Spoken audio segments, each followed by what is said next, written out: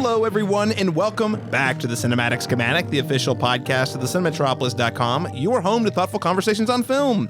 I'm your host, Caleb Masters, and we are returning from our very nice and relaxing and lengthy and enjoyable and still somehow busy hiatus to discuss the winter 2023 films that made us. That's right, ladies and gentlemen. The three films we're going to focus on today. Number 1 is Knock at the Cabin. Number 2 is Magic Mike's Last Dance. And number 3 is the latest entry in the MCU, Ant-Man and the Wasp, Quantumania.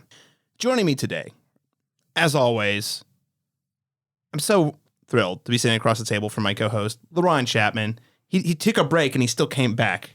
He's an award-winning Oklahoma filmmaker here. He does all the things, Dead Center, movies, all the things. Laron, welcome back, man.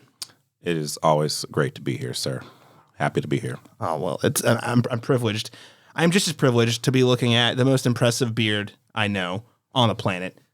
I'm speaking, of course, of the one, the only, Daniel Bokemper. He's also a damn good writer over here at thecinematropolis.com and Flick Attack and many other places on the web. Daniel, I'm also very thrilled that you decided to come back to the Cinematic Schematic today. Thank you. Thank you so much, Caleb, for all those kind words. I made it back safely from the quantum realm. Didn't do a number on my beard. Actually, I think the amoebas that were 8 feet tall enhanced it a little bit. Got it a new sheen. Did you come back with some extra holes? I'll talk to you about it later. How many holes do you have? I'm waiting for some things from my physician to come back. If you say more than 7, there's a problem. Well, gentlemen, it's been too long. I realized after taking a break that I miss talking movies with you all. It's been a great break. It's been great to recharge and focus on other things, planning weddings and whatnot. Laron's over here making movies, and Daniel's over here sharpening those writing skills and doing all the things out there. So it's good that we can all be back at the table today. Now, ladies and gentlemen, before we get into today's series of reviews, I wanted to note that if you're listening to the show for the first time and you enjoyed the show, you can help us out by leaving us a rating and a review. If you missed us, that's right. If we were gone for 6 weeks and you missed us, you could also help us out by heading on over to Apple Podcasts or Spotify and leaving us a rating and a review there. Let us know what you think of the show, specifically about what you like about the conversation. Also, maybe if you violently disagree with any of our opinions here at this table, let us know via that review. You can also send any of that feedback or fiery, passionate disagreements to thecinematropolis@gmail.com. We would love to hear from you, the listener, and you might even have a chance to be read on the show.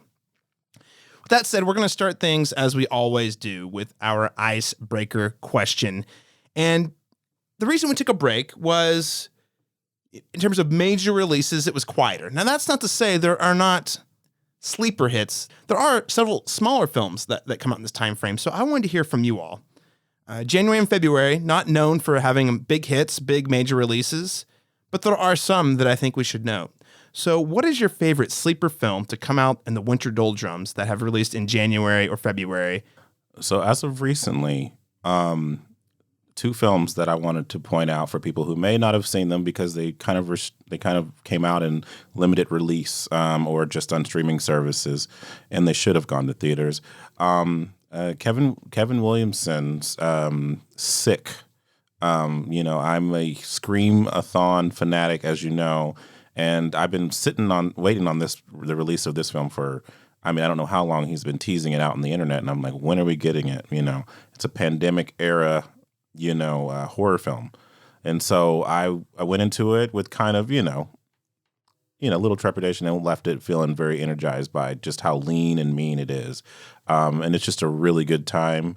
It's really just a 90-minute chase scene, and I live for that kind of kinetic energy. And so just whip smart and pretty sharp. It's definitely light on the Kevin Williamson self-referential Scream kind of that thing. But I actually didn't miss it so much. I thought it worked really well just as being, it's like your fears that we had when we were during the pandemic where we're all stuck in our homes and we can't go anywhere. We're relegated to the 4 walls and we're scared to go anywhere else.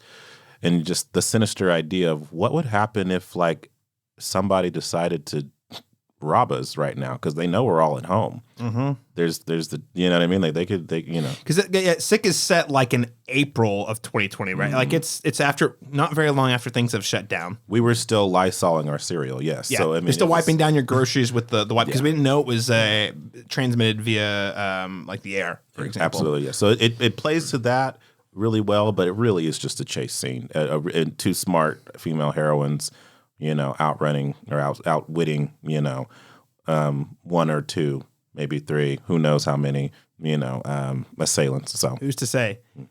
Yeah, Laron, that's a great recommendation. That's on Peacock. I did have to subscribe to Peacock to watch it, unfortunately. But I watched that one. It was fun. I do have some qualms with the end. We're not going to talk about them on this show. Sure. But really smart, really fun. Like you said, it's basically Scream without all the meta pop culture references. Yeah. Replace those with pandemic references, like pandemic settings. It's also very eerie because the opening displays like on-screen text about setting the scene for the pandemic, but it felt like one of those like old sci-fi movies where they're like, the world was burnt to the ground and the last survivors, the year 2020, you know, something like that. It was kind of a nice touch. And the other thing I'll just note real quickly, the Oscar nominations came out recently at the end of January, and there were some surprises in Best Actress, one of them being Andrea Riseborough, a character actress I've loved for a really long time, who's been doing work for a long time but just has kind of gone under the radar, or people don't realize they've seen her because she's such a chameleon of an actress. She disappears into all the characters she plays, and she got a surprise nomination, kind of besting Viola Davis and Daniel. It controversially got a nomination, I would say. And I mean, I don't have a dog in the fight, but it was like, hey, she made a movie no one heard of except for the Academy. People in the Academy had heard of it. So. It made a whopping $27,000, which is just maybe $5,000 less than what you have to make to qualify to even be nominated. So it's just by the skin of its teeth got in. And the reason I bring it up is I was obviously a little bitter on Oscar nomination day because two people that I really wanted in that lineup, two African American women who I thought did exceptional work this year, were didn't make it inside, and they were all but locks all season. But then I went and saw the movie, gave it a fair chance, and was immediately reminded of how great of an actress Andrea Riseborough is and how great she is in that particular movie. And that movie's it's a win for independent film because there are people who would have never watched that movie otherwise who now want to know what's this random movie that just got squeaked in here, that again. And so I saw it. It was very heartfelt. What's the name of it again? To Leslie. And it's about a alcoholic mother down on her luck. That's kind of it's a redemption story, a typical kind of indie redemption story, but with a lot more depth than you would expect from that kind of film. So, all right, well, To Leslie.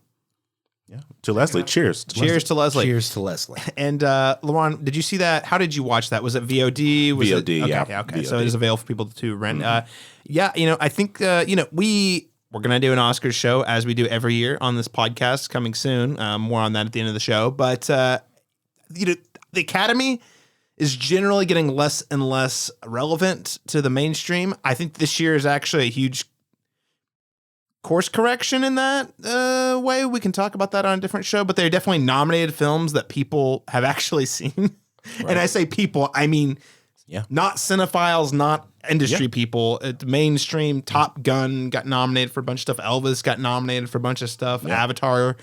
So movies that like mainstream people actually loved got nominated for a considerable number of films. Nominated for a considerable number of categories. When a film gets nominated, especially if it wins an award, it really does get more eyes on it than it would if it wasn't nominated. So when people say, the Academy doesn't really matter, I'm like, well, yeah, they don't for the reasons that I think they might say they do, but I think just the simple fact of like getting movies more visibility by being nominated is definitely creates a platform for sure for small movies. Movies like Moonlight, again, winning Best Picture. Like, there's a lot of people who would never have watched that movie. Never even heard of it. And it was, I think, the lowest budgeted of the ones that were there. So it was the lowest budgeted Best Picture winner of all time at the time, at least. So, all right. Well, great suggestions, Laron Chapman. Daniel Bokemper. Yeah, so I likewise have two. I wasn't particularly blown away beyond something we already discussed, Megan, in our one of our previous podcasts. But Skinamarink is one I was able to catch. Not it was showing in a very limited release, but then Did you watch it at home? I did on Shudder, and At 1 a.m. with all your lights out, right? it might have been like 10:30 Okay. with a nightlight. Were you by yourself? Yes. Oh, good. All right. Now we're talking. But I did have a body pillow I was cuddling.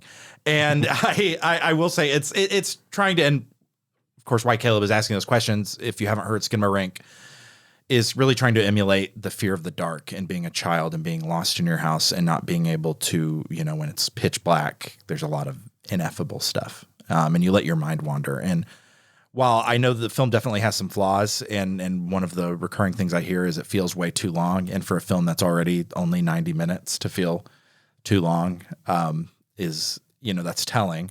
But at the same time, with how much it does with so little, it was made for about $50,000. And there are, while sometimes it gets a little almost, what's the word I'm looking for? You're almost sedated by a lot of the static shots you see, but some of them are very, very, very increasingly terrifying, even though nothing is technically changing within the frame. Well, yeah, but your mind is changing what you're looking at. Yeah. And it's an exercise where we're going to get, I think our first film actually will talk about how valuable it is and how important it is to trust your audience a little bit. And I think with this film, it does that to an extent, but then there are still jump scares in the movie. And I'm a little disappointed it couldn't remove itself from that kind of thing a little bit. They're not I would still say though there are jump scares, but there are also a lot of genuinely great scares. Yes. And the jump scares aren't egregious. Right. They aren't super egregious, but they're there, and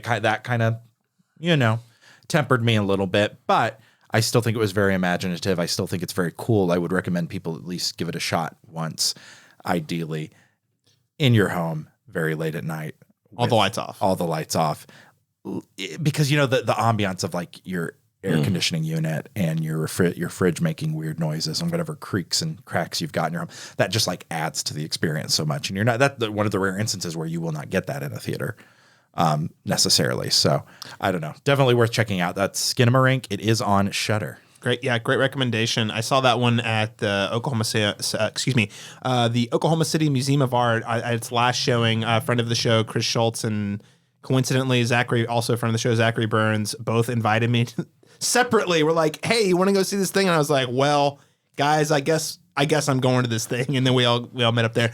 But I was also on that text, but I was not able to go. So I didn't get to experience it with you guys. But I did see the film subsequently. And you like I did like it quite a bit. Mm-hmm. Yeah, it's good. It's again, just to kind of set the expectation for listeners, it is definitely an experimental horror film where it's mostly just wide shots focused in on corners. There's not a lot of moving that's happening. Yeah. That I know that sounds weird and boring, but just trust us. Yeah.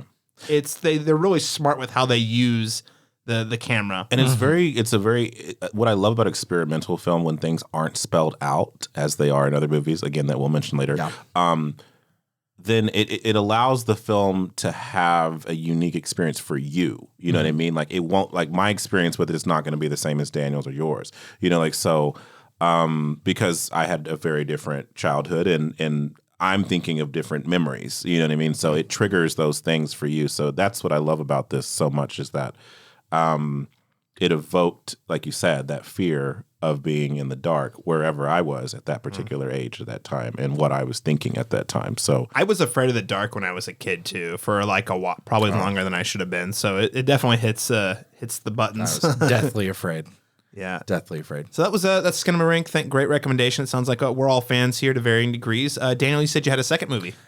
I do. I kind of want to save it for the rapid fire, but I'll go ahead and mention it here a little bit. It's a film that I was very intrigued and poses very intriguing ideas, but I did not love it as much as I ultimately thought I would. And that's, of course, Brandon Cronenberg's Infinity Pool, which isn't really a sleeper hit. I think we all kind of knew about it. It was one of the larger. I would call it a sleeper. But it wasn't getting the fan. Yeah, you're right. It wasn't. I mean, I wouldn't say it's like the mainstream have barely heard of that. Yeah. Knew that movie existed.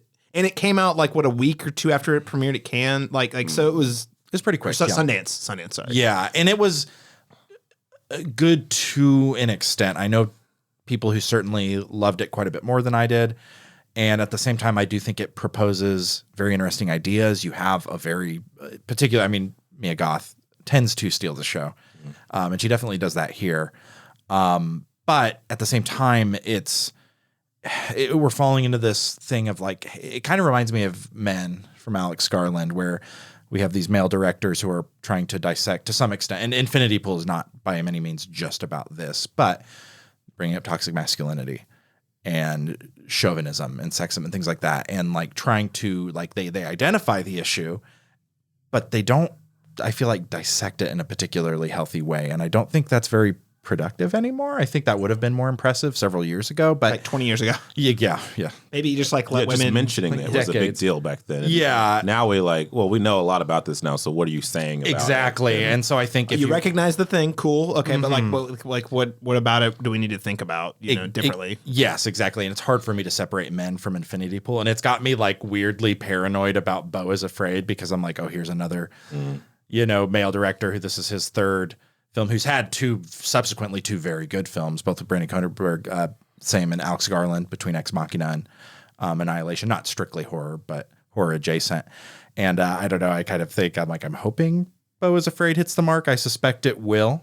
But that's all to say they're completely unrelated, and the success and the intrigue of this film does not, they're not dependent on one another. But I was expecting quite a bit more. I still think it's cool. I would say it's worth seeing. It's kind of the secret. If you read my review on a Flick Attack of it, it's and we talked about this. We all watched it together, and when we left, it was like the secret bonus episode of White Lotus that just goes completely off the rails. Yeah. I mean, this is the prequel to White Lotus for sure. Yeah. And to that end, if you are still very much on your an Eat the Rich kick, which I think 2022, especially late 2022, awarded us. Yeah, so many. Yeah, you add this to the list because it deserves to be among them. But to some extent, I think it's almost hurt by coming out after Triangle of Sadness, after The Menu, after Glass Onion even. It feels like it's not dragging technically. Well, the thing is, I would just say, I don't think it would have been a problem if it was a good movie. So, true. That's really harsh because there's a lot to like about it, and there's a lot of great craft that's at play. The movie I did not feel like was actually making a strong statement about anything. It was saying there's a lot of ideas, and it's like putting nods at a lot of different things. Sure. But there's not a cohesive, I don't think, like idea driving that movie. Yeah. I will say this. Possessor, Brandon Cronenberg's previous film from, I believe, 2020, 2021, maybe. I think 2020. Had all of the weirdness, had all of that, the visual stimulation, but it did also had a really good story and a pretty compelling struggle at the heart of it that was saying something. Yeah. And you don't really have that here. And so that's a little disappointing. I think because our lead here, his character is such you can't. He's impenetrable. I was going to say you can't penetrate him, and I was like, can I say that? But I don't mean it this way. But yes, it's like, so you can't, you can't access him, and he gives you nothing. And so when the movie itself isn't saying much, and he's not giving us things even subtly, you know what I mean? I feel at odds with what it's saying and what it's trying to do, even though visually, I think there's a lot of vision. It looks great. I mean, there's the film, the craft, the filmmaking is it's just A+. The story is just there's not there. There's not there. Just missing momentum. It's missing energy in a way. So it's, I think, objectively better than this film, but it almost reminds me of like Nicholas Winding Refn's Only God Forgives, which again is a film that just like stylistically looks awesome, was trying to operate on the success of Drive and kind of redeliver everything that had. And it makes me think that Drive happened almost by accident, that it was as good as it was. Whereas like it does seem like a fluke. Yeah. And I like Refn, even when I don't like his movies, I like that he's making movies. Like, stylistically, yes. Yeah. I think his artistic vision, but it's like, as far as storytelling goes, not always there. And this kind of feels like that for Brandon Cronenberg a little bit. Yeah. But still has some merit, I want him to keep making movies. This one just, for me, at least for me, just to echo your sentiment there, Daniel, it was not a home run. And I have no interest in rewatching it. No. Although there is an unrated cut, and I did find out what it was. Me too. Yeah. Okay. I don't think it makes the film much better. Well, we'll need to talk about this. We'll talk about off air, and listeners, look it up because I don't even feel like talking about it on mic. But there was like only like a couple of seconds that were actually cut, and it was a very specific shot. In fact, that is not in the movie that people at Sundance saw. They had to remove it to get the R rating for the theatrical. I make a joke about it in my Flick Attack review. Mm-hmm. That release. Look that. They had to do it for the release. I'll go really quickly. I mean, I wouldn't say favorite, just another movie, a couple movies I saw. Actually, a lot of TV shows. In fact, guys, I mean, this is full discretion. When we're not reviewing movies, I spend more time watching television and playing video games. So, but I will just say I saw The Pale Blue Eye on Netflix. Oh, yeah. I admire Scott Cooper, I think, a lot more than I like him. And I haven't seen Antler, like his movies, I should say, not him personally. I haven't seen Antlers yet. I've heard mixed things about that. I did genuinely love Out of the Furnace when I saw that. What was that? Almost a decade ago now.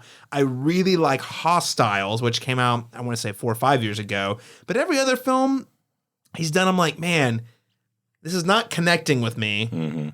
But the craft is so good and the performers are so good. Like, I'm here, but also I'm bored, which is sad because it's like everyone shows up with their A game. Yeah. And I'm not opposed to slow burn movies, but this one in particular, I'm just like, when are we going to, I mean, and I will say the ending, I do think does provide just for me to justify my time. And there's things that happens in the last act that definitely recontextualize the rest of the movie in a way that I found compelling. But you're still just It took too long to get there. way too long to get there. Yeah. But that one's on Netflix. Stars Christian Bale. Also, oh goodness, I'm gonna get the actor's name. You might know him from Dudley from the Harry Potter franchise. Yeah. He was really good in supporting role. He looks exactly like Edgar Allan Poe too. They do a great job making him look. He is Edgar Allan Poe, reincarnated. Right. Harry Melling plays Edgar Allan Poe in the movie as a cadet. So anyway, that was a movie. It's out there on Netflix. Check it out. So listeners, what are some of your favorite sleeper hit films that you've watched so far this year in January and February in these doldrums? Let us know by sending us an email at thecinemetropolis@gmail.com, or you can tweet at us on Twitter at thecinemetrop, or post on our Facebook wall at facebook.com/thecinemetropolis, as long as these platforms may exist. Gentlemen, it's time for us to jump into our first review here. That's right, we're starting with Knock at the Cabin. Hi there. Can I talk to you for a little bit? You have to come inside right now. There were 4 of them. What did we say? You shouldn't make things up when we're talking about... Can you open the door, please? They're breaking in! I've got you, baby.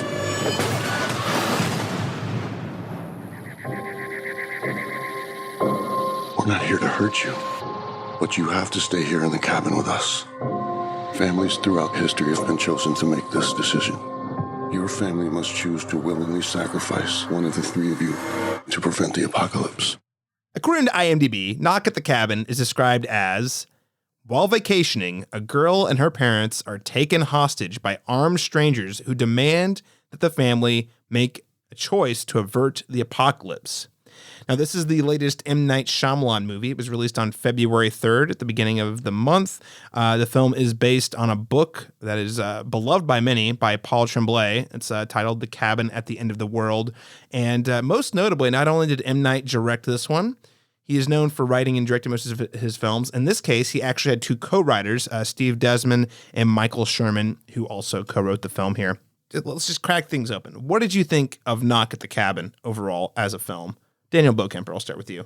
Yeah, so I want to acknowledge the 3 powerful P's it has, which is, I think, performances, I think place, and I think premise. I mean, of course, and I meant in that order, really. And so I think but we have 2 anchors in this film, neither of which I think are the primary characters. And a lot of, I will say, at the end of the day, all of the performers showed up. I honestly look at this more of like an ensemble. Yeah, like it really is. It really is. And I'm going to mention only 2 specific performances but they all were good, really, like for just characters.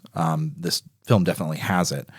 Dave Bautista as Leonard, he's somehow, and might be his best role, really, or at least he gets the most time with it. You know, I feel like we always get very little of old Bautista, and he is breaking through, and I'm really excited. I hope this leads to some kind of like more character focused piece for him.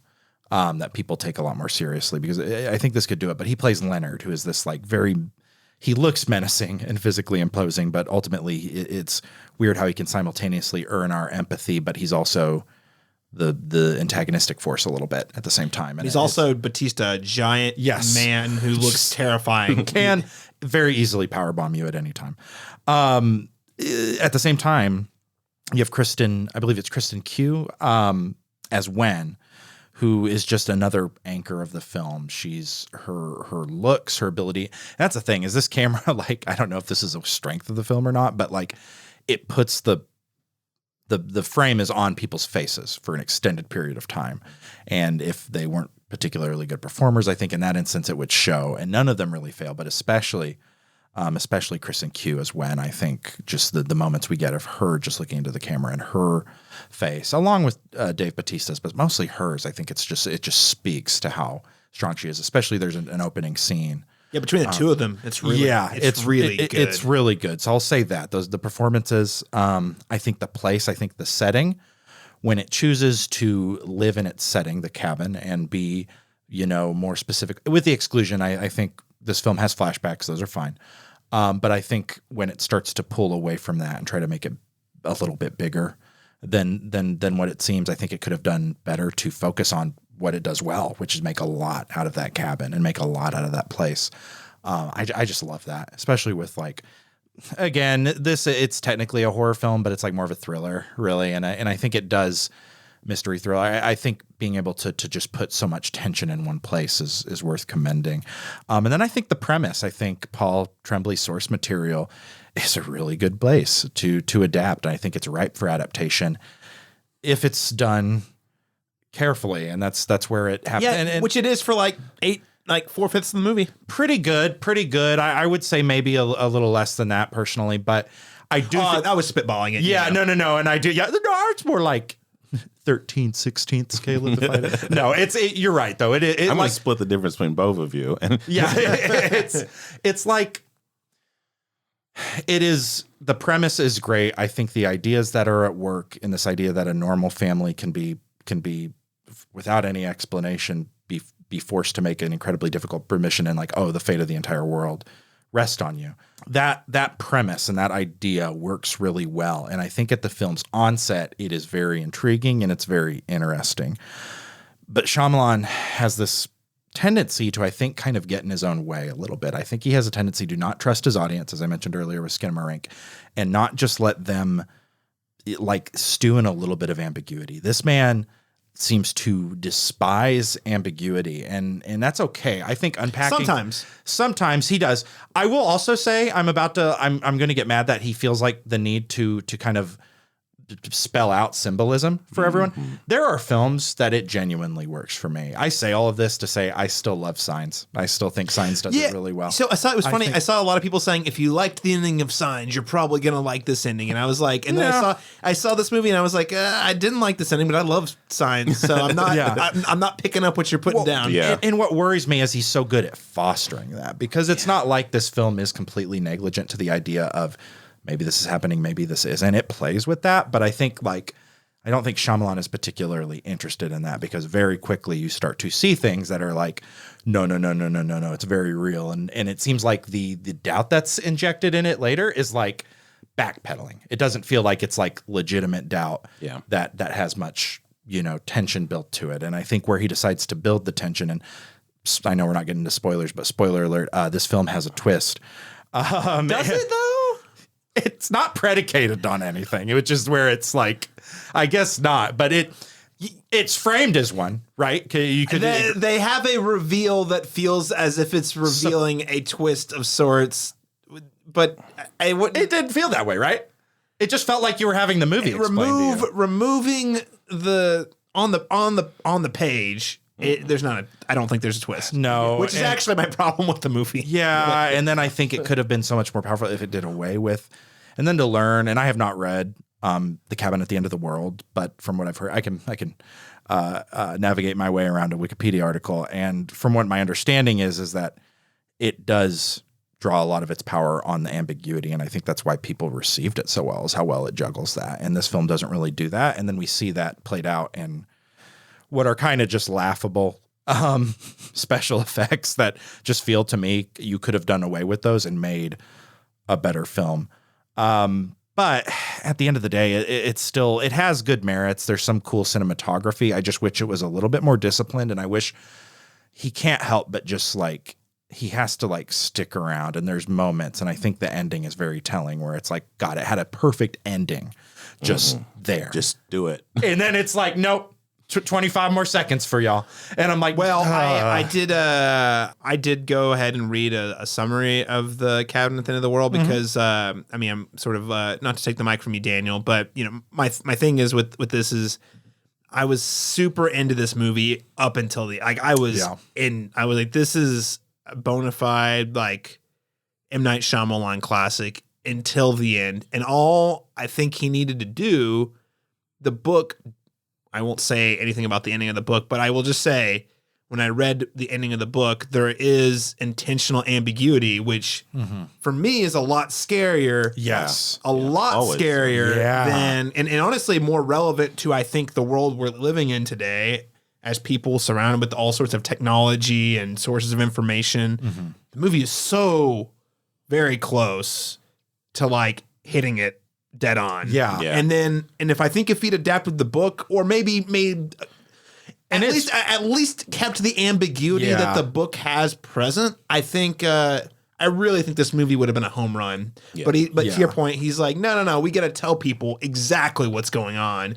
And because of that, you're just like, well, that's kind of boring. Yeah. It just loses an entire star because of the ending. And that sucks, because like it was almost, like you said, like I said, a home run. I was getting ready to say, man, this might be top 4 Shyamalan, and he's made quite a few movies. So like this is like the return of the original trio, the Sixth Sense, the Signs, the Unbreakable, Night. I don't want to understate, there were moments where I felt his direction. I think his direction is the best it's ever been in this movie. Yeah.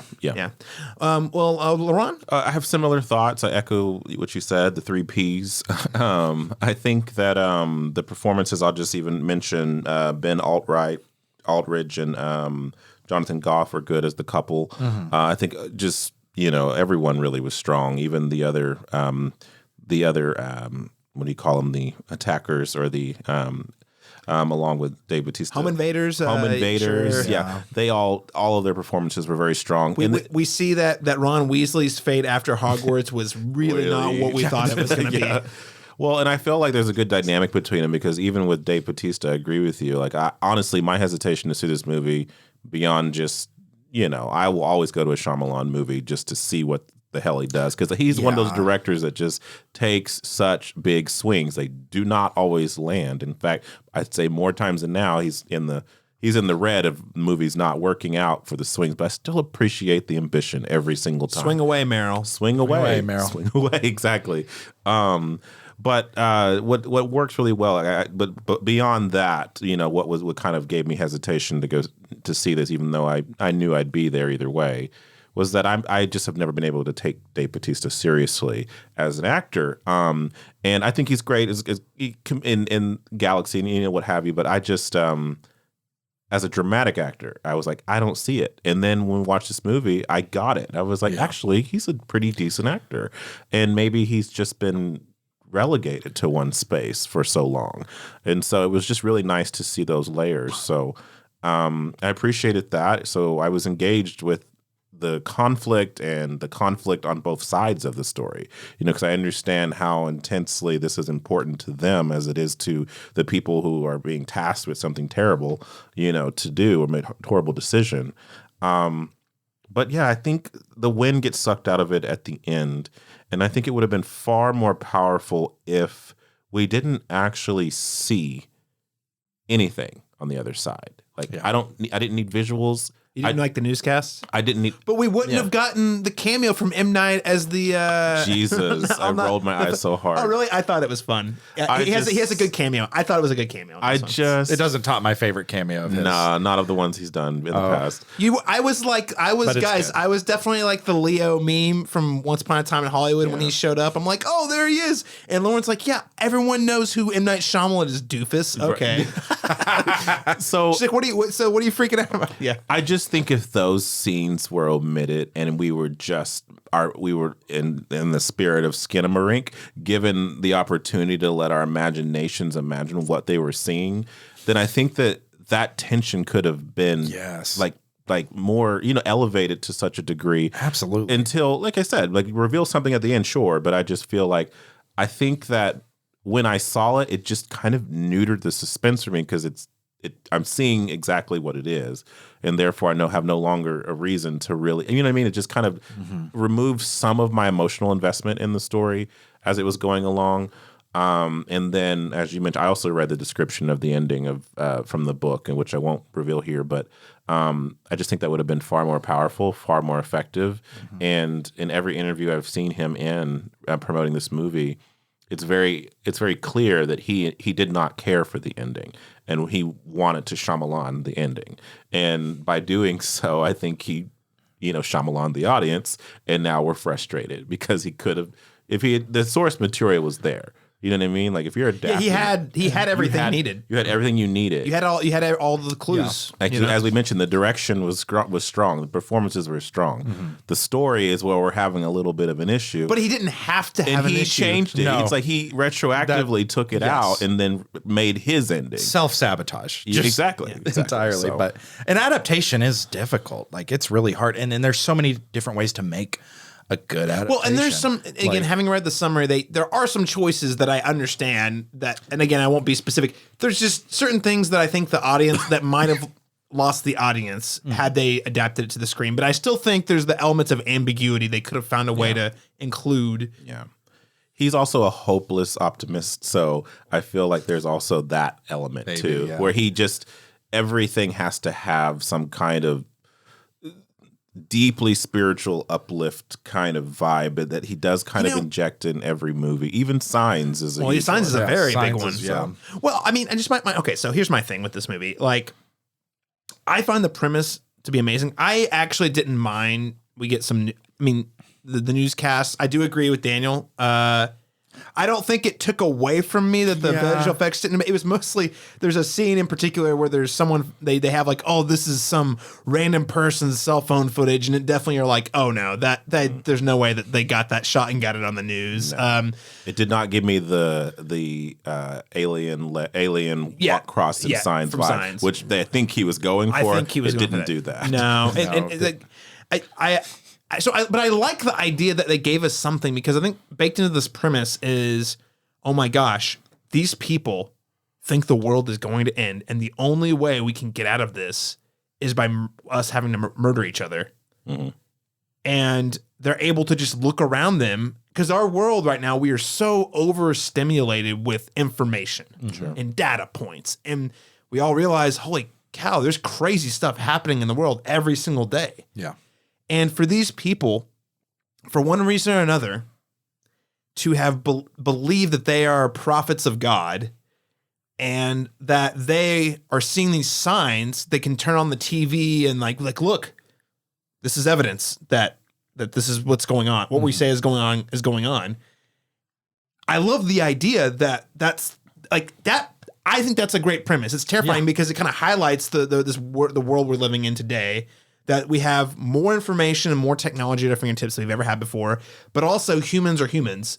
And sometimes you can fall down a deep, dark rabbit hole and get sucked into believing some crazy ass stuff, QAnon believers, for example. So the idea that, okay, maybe these people are prophets from God, or maybe these are people who just drank their own Kool-Aid and they met on an internet forum, their lives were sad, they fell down an internet rabbit hole, they started to drink their own Kool-Aid and became convinced that the world was going to end. I wish that I will just say, it's not a spoiler, but the movie makes it very clear what is going on Yeah. by the end. And I think if you leave that question open, such a powerful statement about the uncertainty we all have, and that there's whether or not you believe in what is true, and whether or not you believe in a divine power or not, we're all so uncertain about what's going on. We don't know what to believe. Yeah, and we need it. We're gleaning for explanations. Yes. And so I love the premise, like, and that's why I'm saying, like, if he had just left it more ambiguous at the end about what was going on, I really think this might have been one of his best movies. Yeah. Oh, yeah. But instead, he has to come down and say, no, this is what's going on. I'm gonna tell you, in case you didn't get it from the visuals, we're going to actually word vomit at you. That was exactly the what first it is. time I don't think I've ever walked out of a movie. Maybe I should have at times, but I haven't. But like, that was the first time that I wanted to walk out of the climax of a movie. Like within like 10 seconds of that, what you're referring to, I was just like, this is kind of insulting. And this is the cherry on top of a film you've just teared apart yourself. Like, I don't know. Yeah. 2-part question. One, I mean, how do you guys feel about where does this kind of fall within the echelon of M. Night? And also, seems like we like a lot about his direction here. I mean, are we still excited to see him do more work, Laron? Yeah, absolutely. Again, I'll see a Shyamalan movie anytime, just because he's a Hollywood director that doesn't go with the, you know what I mean? Like he goes to the beat of his own drum, and sometimes he finds his right rhythm and the right alchemy to make something unique and interesting that sticks around for a while. And sometimes he gets in his own. More times than not, he gets in his own way. But either way, it's always interesting, So yeah, I'd see more Shyamalan films. Right. Daniel, I want to see Shyamalan films that he didn't write. I think is that's the problem though. He also has a bit of an ego. Yeah. In which he has to be the one to write it. But to put this on like a hierarchy, I guess, of like Shyamalan films, I think it feels like The Happening at times, but it's better than The Happening. Yeah. Like It's definitely ultimately, better than like The it's miles Happening. above. I think it's better. There is like one thing that I find redeeming about Lady in the Water, and it's specifically the animatronics. But beyond that, I'm not crazy. I haven't revisited it, but I think it's better than even like a more recent one, be like Glass. I didn't catch Old. I don't know if any of you did or if it was any good. Another situation of good premise. Man, I actually thought even the ending was great. You know what that movie needed? It needed someone else to write it. Like the premise, the story. I actually thought, I like that movie. But man, is the dialogue bonkers shit. Like stuff that I could have written and I probably did write in high school. Like people explaining, anyway. Look over there. Why are we here? Don't you see the reflections on the ocean and they're bouncing off this thing? That's why we're aging, guys. Yeah, and I know this because I'm a scientist. On the nose, yeah. But anyway, so that's to say, so much, another one of those movies, so much is working for it, but then... Yeah, that's all to say. Like, I feel like this is like, kind of floats around the Village a little bit for me, even though I think I like the Village better. But like, I don't know. It feels like kind of in that ballpark. I feel like it's like just hanging out outside of the parameters of the Village. Yes. The twist ending of that movie. Sorry, spoiler if you haven't seen it. But it's been out for 20 years. 20 years, yeah. It's the definitive twist. Like, yes. Yeah. I like that movie. I do too. I do too. Yeah. I mean, I'm sitting here thinking, Warts and all. I still like it. You know, another thing we haven't mentioned about Shyamalan taking big swings is not only is he taking big swings creatively. He made a comeback in 2015 after we were sure he was dead. He had his 3 movies were Lady in the Water, The Happening, and then most famously, infamously, Avatar: The Last Airbender. I don't know how he butchered such powerful source material to such a degree that I still can't wrap my head around it. I'll be honest. But he was able to rebound with the movie The Visit in 2015, and he had to self-finance that thing.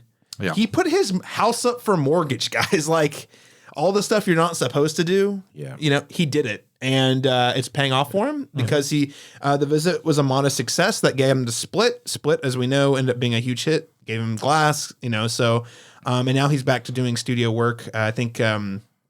This was part of a 2-picture deal between Old and Knock at the Cabin was a 2-picture deal with Universal. And now, as of this last week, he's apparently got a first look deal with Warner Brothers. So, I I think I'm with you, Laron. He's more misses than hits, but no, he's taking big swings. Yeah. And even when the movies aren't always great, at least he's trying to do something that's outside the box. Yeah. And he's willing to put his money where his mouth is. They're not boring. That's the thing, is they're not boring. They keep my interest. They just don't come together neatly, so. Yeah. But otherwise, I'm right there with you. This was almost like a top 3 Shyamalan movie for me, and instead it was kind of middle of the road. Yeah. It kind of leads the pack of the mediocre ones. Yeah. Yeah. It's top of the mediocre. Good way to put it. Yeah. That's a good way to put it.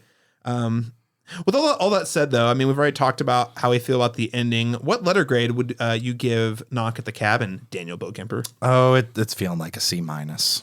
C minus? Yeah. Was the minus for the lack of the moths coming back at the end in any meaningful way? Yes. The minus was for the that was the weirdest. Okay, again, I'm not gonna spoil it, the grasshoppers. But grasshoppers. Sorry, not moths. Yeah, it was grasshoppers, and it felt like when you're watching, like, oh my gosh, he's clearly setting up some themes here. This matters. I see it. It matters. He draws so much attention to it. Never comes back.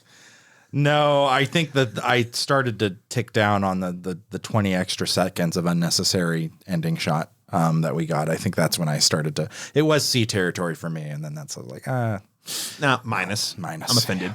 I am. I'm insulted personally. All right, C minus. Laron, Chapman.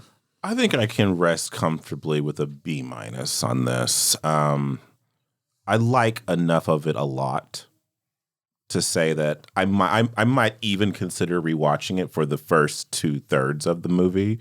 Just because it is such a good time and it's engaging. So I think B minus is probably where I'm going to land. I don't see it aging well over time, but that's pretty much where I stand now.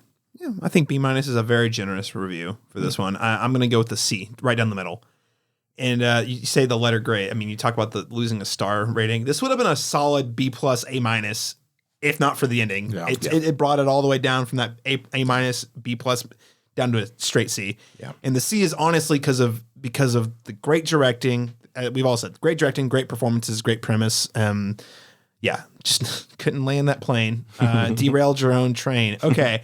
With all that said, gentlemen, thanks so much for sharing your thoughts on Knock at the Cabin. Let's move on to the second film we're going to be talking about today. It put a spell on me, you could say. That's right. I was so mesmerized by Magic Mike's Last Dance. Let's get to that review.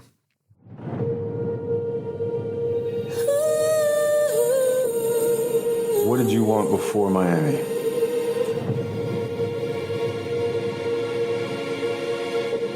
I just wanted to escape my life. Do you like bartending? It's not really what I do. What is it that you really do?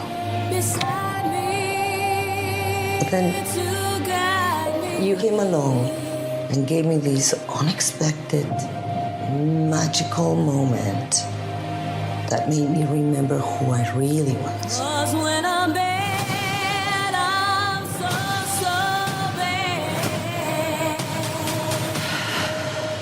Come with me to London. According to IMDb, Magic Mike's Last Dance is described as Mike takes to the stage again following a business deal that went bust, leaving him broke and taking bartending gigs in Florida. Mike heads to London with a wealthy socialite who lures him with an offer he can't refuse. I should also put that socialite was played by Salma Hayek. Very important detail. Very important detail. Yeah. This is the third film in the Magic Mike series. I would say it seems like it's probably a trilogy capper, given the title. So we'll say trilogy capper. It's the second film directed by Steven Soderbergh, and this was also written by Reed Carolyn. Gentlemen, I'm just going to throw this out there. I did an interesting experiment where I was like, I need to rewatch those Magic Mike movies. I haven't seen them since they came out, either one of them. And I didn't get around to it. So I went into this with only vaguely remembering the first two films. Would love to hear what you thought overall. Laron, Chapman, we'll start with you.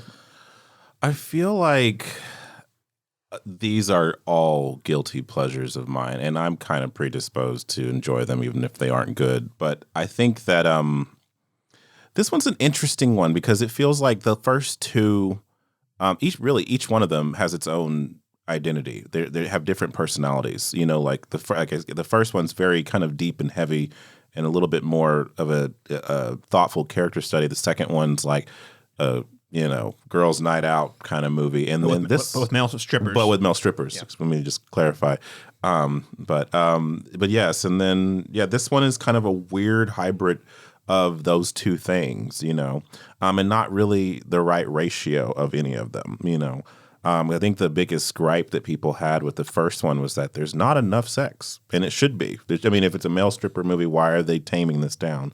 Just go for it, be provocative, what have you, and then the second one gave us a little bit more of that, but less of the depth. You know what I mean? Like it was just the second movie I feel like was exactly what everyone thought the first one was going to be. Yeah. Exactly. And so they're like, well, we gave you that. So like, yeah, you could still tell an in-depth story, but just add these two things together. 1 + 1 equals, you know, like, and then this one, it feels like they just kind of neutered the sexuality in a way that it almost feels like one of the Step Up movies more than the Magic Mike. Very strong Step Up vibes. You know, like I was like, okay, like, yeah, choreographed dancing, but where is the sensuality? Like, where is the, like, which it does exist in the opening sequence between him and Selma Hayek, you know? I was like, if this is how the movie is going to go for the rest of the show, then this is exactly what we were asking for. And it just feels like it never kind of matches that same heat, you know, after that. And I still had a good time with this overall, just personally, just because there's things about this that I'm willing to forgive because, you know, I do enjoy this series for carnal reasons. But I think that but I'm invested in the boys. Okay. I'm just, you know, but I still feel like for sure, just you know, objectively, I can say that it's lost a little bit of the magic, you know. My Letterboxd review is almost the magic is gone, but then I knew that wasn't totally true. It was more like the magic is almost gone. The magic's it's just like there were 3 or 4 pretty nice set pieces in this that saved it from me just completely writing it off. But yeah, it's surprising. It's surprising that for your third one you didn't go out with a bang. You know, like. You would think you just go ham on the last one. It's the last dance, so we should be going for it. But yeah, that was where I was at too. I was expecting more of certain things we got, but you know, it's not bad. No, it's not bad. Yeah, the final sequence, which is like 20 minutes. Selma Hayek's a hoot in this. I think she's having a blast. She's shooting up the scenery. I like the actress that plays her daughter in it quite a bit, and the butler guy was funny. And Channing Tatum's charming. You know, all those things work fine. It's just I just felt like the story was so, just to put it frankly, I mean, it's just super safe. And when I say like the heat, I'm not saying like, you know, go into this just trying to see skin. It's just that if you're gonna have a movie that's trying to be edgy and provocative, and then it every scene feels like you're just pulling the punch, it kind of feels like, well, what's the point? You know what I mean? Like, yeah, like you said, I think they start that opening scene really does start that way, sure, and then the movie pivots pretty hard into a totally different direction. I think in terms of like the dance sequences, for example. I had similar gripes with like the 50 Shades series, which is not even like I've written that completely off. None of those movies are good, but I will say that like what I constantly griped about it was like this. Like I never read the books and I refused to, but I went to see it for the same reason everybody was talking it up. Like, oh, you can't wait. We read the books and all this. I'm like, this is. You know what I mean? This is titillating for everybody. Like for me, I was like, this is missing sexuality. Like, I mean, acts are happening, but there's no eroticism here. I was shocked when I saw the first one and the third one. I think I actually skipped the second one. Yeah. Both times I was like, you know, for as much as people hyped how sexually charged this is, I've seen more in PG-13 films. Exactly. There's like none of that chemistry is there. Yeah. And I feel like that was kind of my gripe about the first Magic Mike, but even still saying like, but this is an outright just good film beyond that. But I did kind of come here to see a little bit of, and then the second one, again, as I mentioned, gave me that without the story. And then this one is like, okay, so you neutered both things. And so here we are. Weird way to end Your Last Dance, but you know. Daniel Bokemper, tell us about your relationship to the Magic Mike trilogy, and what did you think of this entry? Yeah, so a few things. Is it The Last Dance, really? Because as someone who has not seen Magic Mike nor Magic Mike XXL. And not for any particular reason, and I thought about catching those before conducting this review, and I will likely go back and see them because I hear really good things about the first installment. But I think that this one, it stands on its own.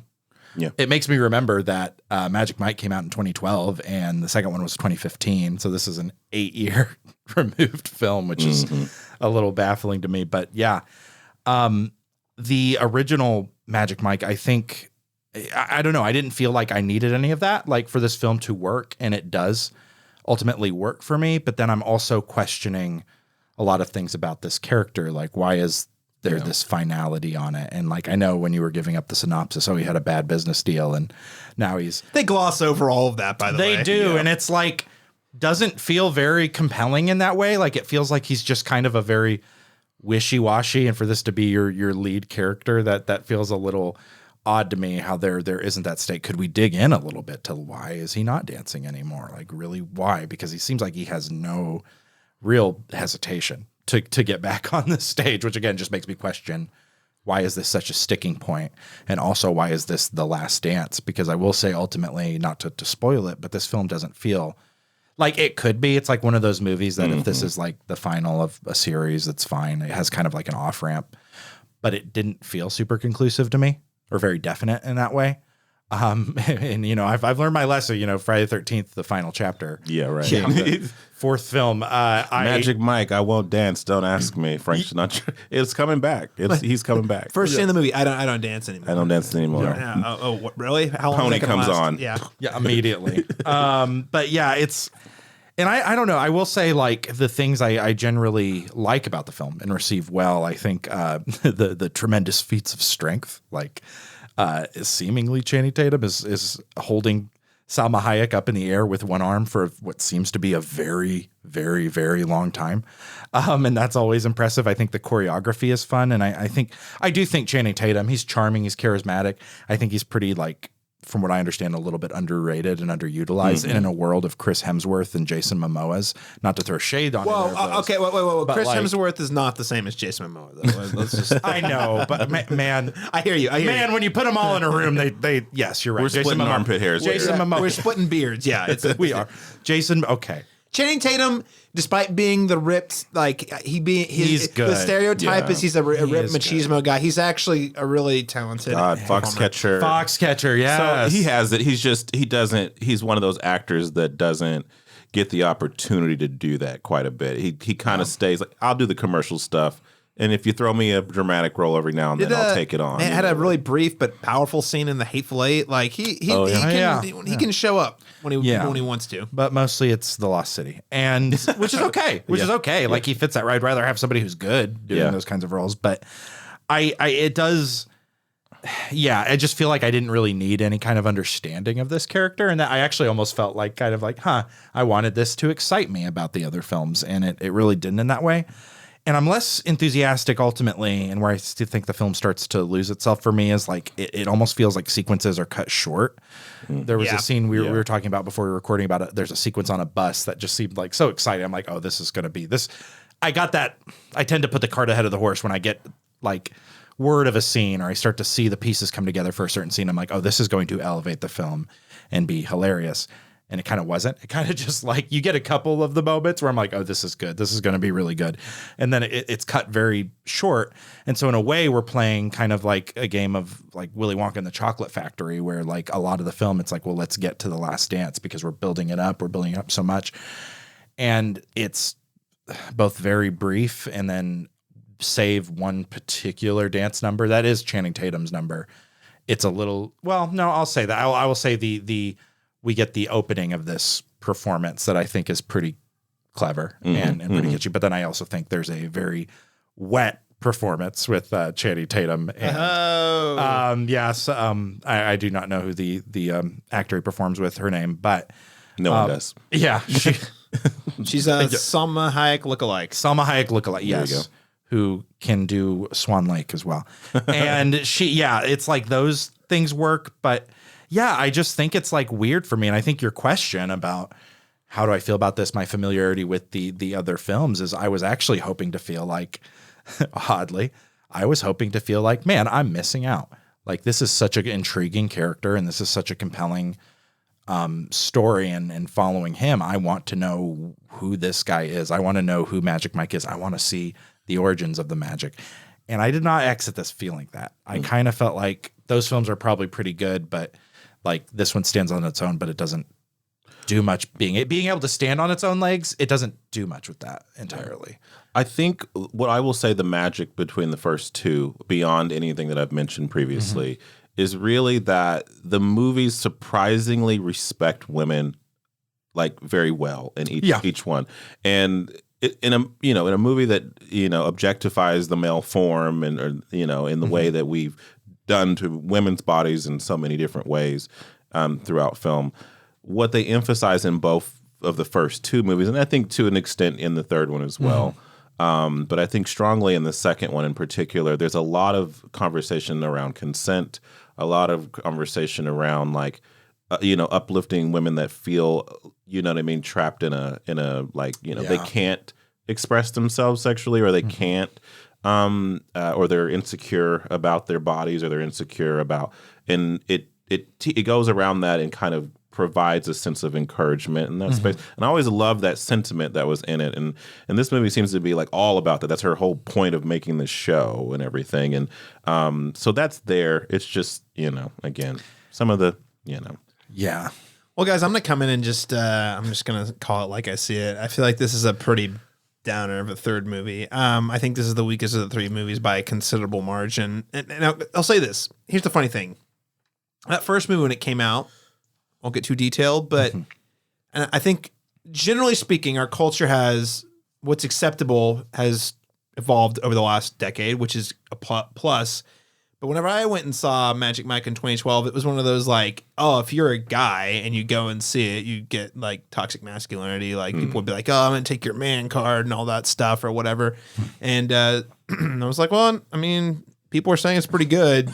And it's from Steven Soderbergh, who maybe you don't know who he is, but you like a lot of his movies. Have you seen Ocean's 11? I mean, so I went and saw it and I was like, wow, that is not perfect, but I was really impressed with the drama. I really was. And again, McConaughey was also in that one. Yeah. That second one was super fun. And I kind of liked the pivot. Even though it was a different thing, I was really into it. I was like, oh, this is a fun time. This is, like you said, a girls' night out type of movie, or The Hangover, but with male strippers or something like that, you know? And the characters are likable. Very likable. They're not like wooden, like little, like they gave them things to do. Like each guy in the second one, I feel like you get insight into various aspects of the male stripper life in both of those movies. The second one being a lot more light and fun and silly, whereas the first one is definitely a lot more dramatic. This one, though, I don't really think it tells me much about the life of a male stripper. And I think and I'll be honest, the story here is paper thin. Like I have my suspension of disbelief is Salma Hayek would just happen to hook up with him and then sweep him away to go to London to let him run a play at a theater that she owns.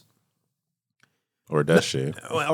I mean, that I'm all on board. That's the stuff I'm like, man, this is such a stretch. I have such a hard time believing that he would take this gig.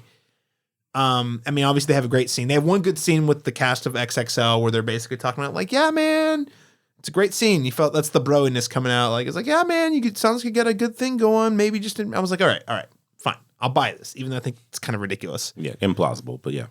Highly implausible, but yeah. They had an amazing dance number at the beginning. It sold me on it. Sure. Right. It was seriously, that opening sequence that's the sensuality that I think was missing. However, the part that I can't, Magic Mike has never directed a play. Yeah. And he does it in a month. Yeah. And they only have the bare bones version of a script that you hear them like throw it out the window. They haven't written the whole third act. Exactly. There's not a third act. And then him and Salma Hayek are supposed to be like collaborate. She's kind of the producer type, but we never see their collaboration on the play specifically being meaningful or like, oh, this deep connection you have. It's mostly them yelling at each other. And I'm like, so I'm not, I feel like you combo those two things together And then the third thing being that I just think that there's the amazing sequence at the very beginning, and I do really like Mike's dance at the end of the movie. And I think the general full play that we get, the snippets of the play we get to see, are solid. But like, it didn't meet what I was expecting for that kind of a weight. I suspended my disbelief for this, and I never saw the meaningful stuff come out. But at least we're going to get an amazing dance number, and it is good. Sure, it is good, but it is not transcendent, and it's not on the same level as what we saw in the second movie. And it didn't have anything particularly meaningful to say. And I'm not going to spoil it, but they basically end this movie on a "who gives a f" like type of thing. And I was like, this kind of crossed the threshold for me. You know, it's one of those where this is the third entry that feels like almost, I can't believe this is in the same universe as the first movie type of thing. Yeah. It does feel somewhat divorced. If it doesn't have Magic Mike, I would be like, this isn't Magic Mike. Right. This is Step Up 14. Yeah, exactly. It feels more like a mediocre Step Up movie. And the last thing I'll say is there are some dance sequences that are really good. There's a cool moment where all the guys get together on a bus that I found could have been more, but I also thought it was a really fun moment. But the dance sequences outside of those two that I mentioned really are just kind of okay. And as to say, to your point, Daniel, they always feel incomplete. You see just like a little glimpse at something, or every time you think they're about to do something really big, it's like cut away, you know? Yeah. And there's, and so you mentioned two things too, Caleb, I just want to speak on, and Laron, I think, alluded this too, and what made the first two films kind of good, but you mentioning that they give a background of what male stripper life is. I think this film sets up a more not a more interesting necessarily, but a kind of interesting plot device that it never really explores, is that the people, the men that are coming in for this last performance are really, they're not necessarily strippers. They're dancers. Yeah. One of them is like scouted specifically as this like very, very, very top, like viral superstar dancer. And Magic Mike is teaching them what kind of more about what stripping is and that sensuality. And he like, you get like a couple sequences where he explains that overtly, but you never really see that. And you never get to see like any argument or any kind of conflict about like the stigma that's placed upon strippers. They just kind of just accept it. And I think that could have done something. There could have been something there that would have been really interesting with that. And that Magic Mike is not taken seriously as a director because A, he's never directed before, but B, he is known as. So there's like I think one or two times where they bring that up. They do, but it's like it just feels a little too late. Yeah, and it's like the bare minimum. Yeah, of exploring that idea. And I will say this film's made me to some extent. I think everything you say is completely valid about not being able to spend your disability. Like he randomly meets this woman and then he's like swept away to this like fortune that he can't think. It makes me think of like, what's that old Disney film? The Princess Diaries. Is that it? The one where, it's like, Hey Now, which I like that film. Yeah. Okay, good. I'm not saying in this household, we only say nice things about Princess Diaries. I promise. We don't have to talk nice things about the sequel, but that first movie. No shade. Put me down. If we ever review Princess Diaries in some kind of retrospective, you can just put me down for an A-. I don't even need to be on the podcast. But I will say like it that I'm okay with. Like it is kind of, like I mentioned Willy Wonka earlier, but it's kind of that effect a little bit. Like I'm like, it's okay for people who have no reason being in these like extravagant, huge things. I think even to some extent, although that film that I'm about to mention, Crazy Rich Asians, sets that up a lot better and builds it up a lot better and makes it way more believable. This film, it does feel a little unbelievable, but I'm okay with that. But yeah, then when it doesn't really do much with it. It doesn't. Well, that's what I'm saying. You don't get like the fish out of water. I'm not opposed to. Yeah, that's where I'm at. I'm not saying you can't do that. I'm saying if you do it that way, earn it, commit it. You have to commit, and it has to pay off in a meaningful way. Yeah. And the other thing, just to reiterate my point, is I think the other problem I have with it is because if this was the first movie, it wouldn't be that as big a deal. You're like, oh, this is just what these movies do. Yeah. This is the third movie in a series where we've seen them do other things. Right. That feel a little more grounded. So it's like, it's a little like why we had all the nuts and bolts. We knew what we needed here, and for whatever reason you decided against doing. You know what I mean? Like, we've given you the criticism for each one, and instead of incorporating the things that we've mentioned, you've just removed them all together, and so it just feels kind of okay. So what is this? Because it does feel a little strange. It feels like you've plucked this character that we've spent 2 movies with, and you've placed him in a different scenario, but the scenario that he's in seems divorced from what he was going through in the first two. You know what I mean? So it just seems kind of like it feels kind of inconsequential to me, and like that's not what knowing. it is. That's what it is. Expecting something. I had a fine time with it, but it just feels like it just doesn't feel essential to the trilogy. It doesn't really make a strong claim for why it needs to exist with the other two. Well, you know, and there's two things I want to note about just kind of how this movie came about. Number one, this was originally planned as an HBO Max release back when I believe it was greenlit under the AT&T the very brief but wild AT&T era of Warner Brothers, where they were trying to get as much content on HBO and mining those properties. Number one, and number two, Steven Soderbergh had said that he decided he wanted to do it after they had seen I guess there was a Magic Mike stage play that he was producing, and they had so much fun with seeing the dance sequences that he's like, let's do another one, you know? And I just think this would have been way better suited for HBO Max, you know, Perhaps. Honestly, like, you know, at least because that way, this is going to sound terrible. On HBO Max, I kind of feel like, okay, this is a take it or leave it, an essential follow-up, an epilogue of sorts, versus a theatrical release. I'm like, okay, the third entry in a trilogy. Yeah. I don't know. That's a weird. No, I get nuance. it. Yeah, No, I makes get sense, it. It would have, your expectations would have been tempered leading into it, but we had ours up here because we had favorable opinions about the first two, and this one just kind of didn't quite hit the, you know what I mean, hit the mark. And so, yeah, it's interesting. It kind of reminds me more like if you think of comic books and like, you know, you have a comic book, an established series, and then you took a main character out of the series and did like in the adventures of like a little side story, a little short story. It's like Magic Mike did this one thing once upon. That's what it feels like. Like the things that you buy, like, oh, you'll read it because it's like you love the character, right? And it's part of, in some, you know, tangentially it's connected to it. But as part of the main series, it feels kind of divorced from what was established before, if that makes sense. Yeah, no, I'm with you on that.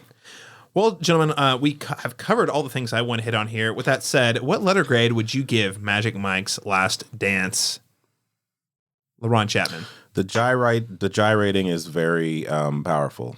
So I'm still giving this a B-, despite my reservations about most of it. I still had a good time with this. This is not one I'll probably revisit a lot, but there's intermittently I had some entertainment and amusement from it. All right. So Laron's feeling mildly positive about it. Daniel Bokemper. Yeah, I had fun, so I'm going to give it same a big old B- for a big old buff Channing Tatum. It does like I think it's pretty fun. It's pretty fun, and I didn't like none of my major criticisms are like I really have to kind of dig into the minutia to like bring it down, but like it does feel like it could have been so much more. Yeah. Even just watching it and not knowing, or not that I didn't know anything about the other films, but not seeing them. I wonder where the MMCU, the Magic Mike Cinematic Universe, will go after this. Go next. I mean, I hope this is like this is like one of those where they're like, well, 5 years from now they're like, all right, we're doing another one. Why? Well, we want to end this on a positive note. We got to do the Indiana Jones 5, but with Magic Mike, you know. Yeah. So you got to end on a high note. I'm gonna go, I don't know, guys, right down the middle again. I'm a C. Like I had fun. The things that really work for me. Again, A++ opening dance sequence. Probably I'd say throughout you're looking at like maybe a B on most dance sequences, and I think goes back up to an A at the end. The script though, that's like a D for me. The script, like, because here's the other thing I should point out. I didn't say, if Magic Mike, if it was not Channing Tatum and Salma Hayek, I think on the page there is nothing between these two. Like, it is the most farcical relationship on paper that they have this, that they would like fall in love or whatever. It only works because you have two A++ performers, providing that chemistry, right? So they also A++. It's really the script for me. It's like a D, like maybe even a D-, but C for the overall movie. I think there's a lot of fun to be had here. Again, the last 20 minutes I thought was a blast, with one specific sequence in particular that was great. All right, gentlemen. Well, I think for our last review film we're going to review today, we're going to take things down a notch. We're going to shrink down a size or two. We're going to take a look at the little guy That's right, ladies and gentlemen. We are talking, of course, about Ant-Man and the Wasp: Quantumania. You're an interesting man, Scott Lang. You're an Avenger. You have a daughter, but you've lost a lot of time, like me. We can help each other with that.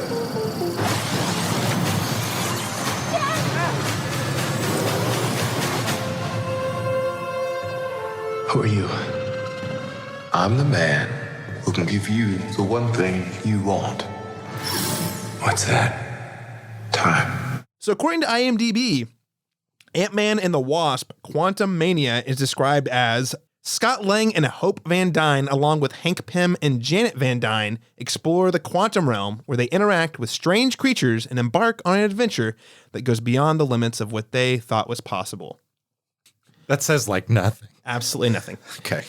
This film was directed by returning Ant-Man director Peyton Reed. He's one of the few directors who's held on for multiple entries of their series, right? Like the MCU series. Like usually, with the exception of the Russo brothers, I'm pretty sure no director has done more than 2 movies with their specific franchise that they're overseeing. So I think, Peyton Reed, you wouldn't think so. All 3 Ant-Man movies. This was written by Jeff Loveless. It is the 31st film released in the Marvel Cinematic Universe. All right. That's not so bad. So, gentlemen, this is the latest Marvel review. And as with every Marvel review we've done on the show for a couple of years, it's always like, well, the trailers are real good. I didn't think I was going to be interested. The trailer sold me. I saw the movie and it's kind of the range. All right. So that's been the general MCU on this podcast, just so listeners know our relationship with the MCU too. It's a, that was fun, to a, I guess I saw it.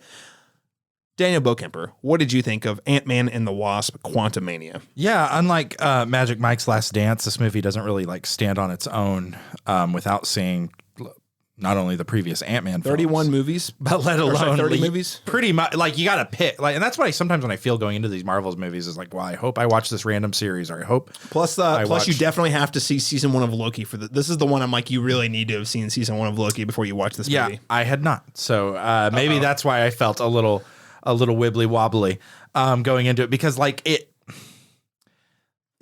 There are moments, not spoilers, but like the opening sequence of this film.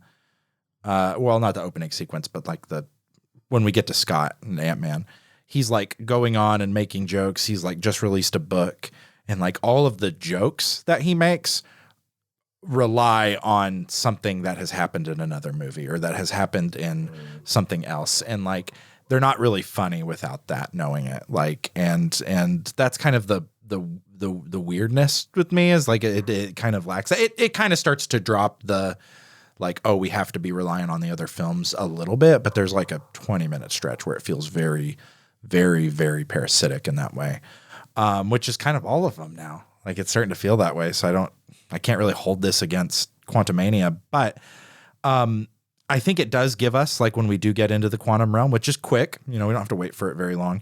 You get some pretty unique looking creatures. I like the like amoebas and the protozoas and the whatever they are, these weird like cellular organisms that you get. I think they look quite a bit different, and they're like different, but they're like oddly like familiar in that they're, like these weird cellular organisms. And so I think that's kind of nice.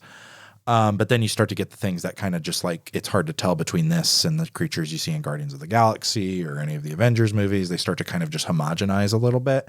And then we start getting like things that just look almost frame for frame like other movies, not even Marvel movies. Like there is a sequence that just looks like it was taken straight from Star Wars Episode 2, Attack of the Clones, like shot for shot. Oh, it's funny you say that, because I was thinking you were going to say Star Wars Episode 4, A New Hope, because there's definitely some very strong Cantina energy in a very lengthy part of this movie. You are absolutely right. By the way, in my opinion, that's a feature, not a bug. But. No, and there are things that are homages, and there are things that work and can kind of meld and adopt that energy and make them their own. But there's a lot of just what feels like redundancy in this movie. And at the same time, I would say that like Jonathan Majors and we'll talk about him in a little bit more detail, but he is definitely worthy of playing the big bad and a very important character. But I think that maybe we're getting so obsessed with like, oh, this is like, because I'm just reading so much that it's like, this is the next Thanos, this is the next big thing, this is the next big thing, that we're like grossly overexposing this character. And I think what like Thanos was kind of good with is that you didn't really, I mean, I know he appeared in some capacity in like the Guardians movies and things like that, but like he really didn't see him, and you didn't see Josh Brolin's Thanos anyway until the Avengers, and like that I think gave him a little bit more power. I worry that we're gonna get so much Kang moving forward that by the time we get to the 2025 like Kang Avengers movie or whenever it comes out, Kang Dynasty, it's not gonna, like, we're gonna be kind of bored already with the character. And I think it's like there's this obsession with like trying to be like, I don't know, just trying to recapture that Avenger strength. And this feels like it's like a teaser for something else. And it is ultimately, and that's what they start to feel like. And I think that just takes away from the individual impact of, at the individual films, I should say. I think it could have been stronger if it didn't have that crux working against it. But there were parts that were fun and magical to some extent. But then there were just others, like, I'm like, how many of these Marvel movies is going to have a massive like running sequence where there's like, 60 or 70 or 100 like soldiers or whatever they are, or warriors that are like running at something, and like that's just in every film now. And I'm like, it's getting boring. It really is getting boring, and I don't know how long we can deny that seeing the same thing over and over and over again is not boring. So I don't know. I'm pretty harsh on it, but again, it had moments of wonder and whimsy. It's just, for the most part, it just felt very redundant, and it felt like it didn't particularly care about itself. It was more setting itself up for the next movie, something more important, and that hurts. That just feels like a kind of a damn shame, for lack of a better term. What's most surprising to me, I shouldn't say surprising, most disappointing to me is the Ant-Man movies. I don't think they're not my favorites, but I will say they do have the unique distinction of having more comedy bits than the other MCU movies that are like, feel like comedy, not like the snarky MCU comedy. Yeah. And Quantumania totally ditches it. Like it's not like the jokes you said are all self-referential. It really doesn't have any of those like really clever comedy bits that made the first two really more memorable. So that was pretty disappointing. Yeah. I'm showing my hand a little bit. Laron, Chapman, what did you think of Ant-Man and the Wasp at Quantumania? Yeah. I feel like Jonathan Majors can do no wrong for me. He's gonna have an exceptional year this year with Creed 3 coming out, like and 2 weeks. And what's the one that just played at Sundance that everyone keeps talking about? He's a wrestler. You know the one. Something Dreams. Something Dreams. Yeah. Is he a pro wrestler? He's a pro. It's a very gritty. Looks kind of like the wrestler vibes, but like but yeah. I've heard nothing but exceptional things about his need to see this one performance in that Magazine Dreams. Yeah. Okay. And it's just him in a, what do you call him? One of those, wrestler. Is like a bodybuilder more specifically. Oh, okay. Yeah. So it's kind of a gritty look at that. But anyway, I thought the casting of him here was great, and he definitely elevates it, when he's on screen. I love seeing him go ham, in and throughout it. But he does bring his kind of Yale drama, you know what I mean? The kind of that it just feels somewhat like he's from a different movie, almost a better one too. Yeah, so like everything that came before, I'm like, oh, now the movie's getting serious, but this movie was not serious, until now. And so, I mean, so it's kind of it's like, yeah, he's great, but it doesn't cohesively kind of go with tonally what I expect from the Ant-Man movies, if that makes sense. I do think visually, normally I'm bored by the visual effects in these movies as of late, just because they all look the same to me, and I'm like, everything is. They don't even look good half the time. They look like they were the VFX came out on the deadline, Yeah, and so here So here I was surprised by some of the sequences where I was like visually, I was like, oh, there's some distinction here. There's some pops of visual innovation here and creativity with, like you said, some of the characters and some of the life form and organisms there. So I did appreciate that. I do think it looks better than a lot of some of the more recent ones that have come out as of late. But yeah, it just feels again like a trailer for what's to come. Yeah. And that just, it doesn't in and of itself make a compelling reason to see a movie. Like if I get it, there's more movies to come. It doesn't give you an excuse not to make an impactful movie that you're watching in the moment. Yeah. And so there's little moments here and there. Like I said, great seeing the, Jonathan Majors really lean into this role in a big way. And I am curious to see what he does with this character moving forward. So if that's the takeaway from it. But in general, the movie on its own merit, on its own terms, I'm just kind of meh. Well, I'm going to be more positive on an MCU movie at the table. Okay. More only so slightly. But also my expectations for this movie were pretty low, I'll be honest. Okay. Not because it's an Ant-Man movie, just because the fact that we're talking about how it just feels like a trailer for another movie, I was like, yep, this is, and I like just going into it, I was like, well, yeah, they're introducing Kang. That's the whole reason we're getting this movie. Mm-hmm. I don't think it's, and then when you saw the trailers, I was like, yeah, they're going for a totally different like angle with Ant-Man in this. And I think the angle partially works. I am genuinely, like I said, very sad that the comedy, the unique kind of flair of comedy from the previous two films wasn't here. I do really enjoy the sort of like whimsical family adventure, Swiss Family Robinson stranded sort of thing is going on here. I also found it very weird how similar visually it looked to Strange World, which came out last year as a Disney animated film. Both Live films, action Strange World. Yeah, I mean, I leaned over my fiance think about that. Yeah. But there's a lot of similarity. Now, obviously, the story is a lot different and whatnot, but there were times when I was like, shared assets, maybe. Visually, there's a lot more in common than you would expect, and also they're both sort of like the family movies where there's dad, daughter, dad, son issues, and again, I think Strange World was a superior film, if I'm being honest, but there's a lot of that. I enjoyed the family dynamic. It did come at the cost of Ant-Man. I don't feel like I actually learned anything about Ant-Man in this movie whatsoever. I don't think his character really learned anything. I don't think he grew. Like even almost the movie ends on a really weird joke. He grew a couple times. He grew. A few times. Man, a few times. Yeah, but I just didn't. The character did not progress. Is that the line in the last line of his book too? A wise writer once told me that, I can't remember what it was, but something about growing. It was a very cliched line that keeps getting played out. But yes, they played it in this. They point back to it several times in the movie.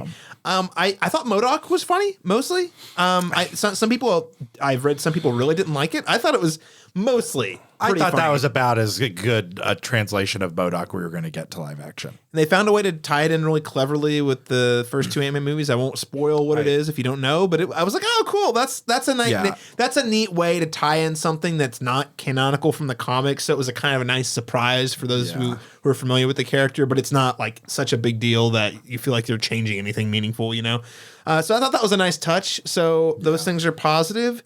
And I'll just say I'm with you. Jonathan Majors, I don't want to reiterate too much what's been said, but this guy in my book can do no wrong. If you're listening to this and you have not seen The Last Black Man in San Francisco, go watch that movie. Don't go watch it. That was our introduction to him, I think, really. That was his breakout. Okay, and that was how he got this gig, too. Mm-hmm. Like, they said that basically Kevin Feige had seen him in that movie and told the casting director to reach out to him.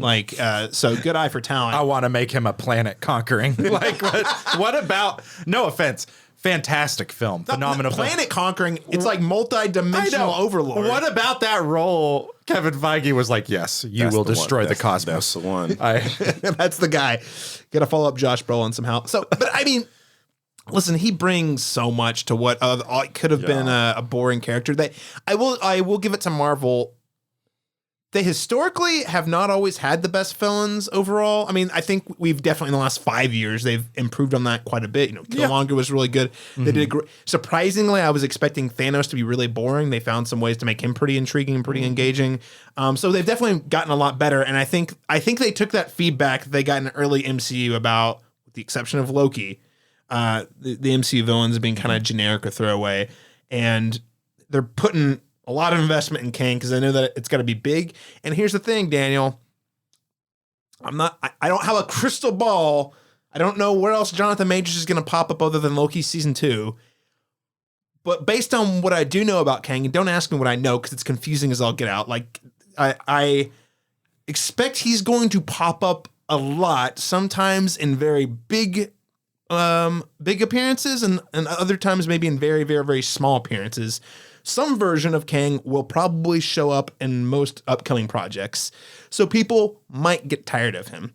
Yeah. I am not, because I had so much fun. I mean, he's the thing I'll say, I know this is Loki season 1, but like it's a radically different version of the character in Loki season 1 he plays. That's also a lot of fun. Different than the fun in this movie, he's the conqueror, you know, he's this evil, like he has no remorse, doesn't care about life. And the one in Loki is just kind of like a cartoon character, and he does both of them super well. Yeah. So I'm excited for what he's going to do, and I think it does. I mean, his performance brings this whole movie up a letter grade for me, at least. And he's carrying a lot of the weight. It is kind of funny though, because they go out of their way to be like, guys, did you know this movie's setting up the next big bad guy? We're going to talk about how big this guy is for half the movie before. You don't want to see this guy. He's a mess. Oh gosh, he's awful. He's the worst. He can be very persuasive, you know.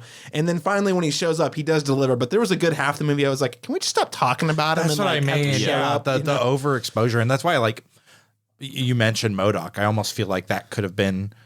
He could have, to some extent. He's also the butt of the few jokes that this film has. I feel like he could have done more. Not to say that Jonathan Majors nor Kang shouldn't have been in this film whatsoever.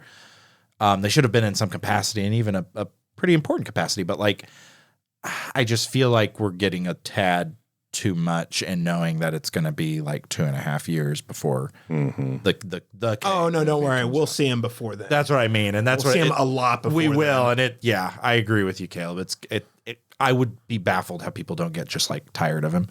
Also, I think that this is where we go though. I don't think I think they'll only get tired with him if Jonathan Majors gets bored, and this is a type of character he can basically do whatever he wants. That's true. So I mean, did you guys stick, no spoilers, but did you guys stick a right? You saw both of the stingers? Mm-hmm. Oh, Daniel. There were two.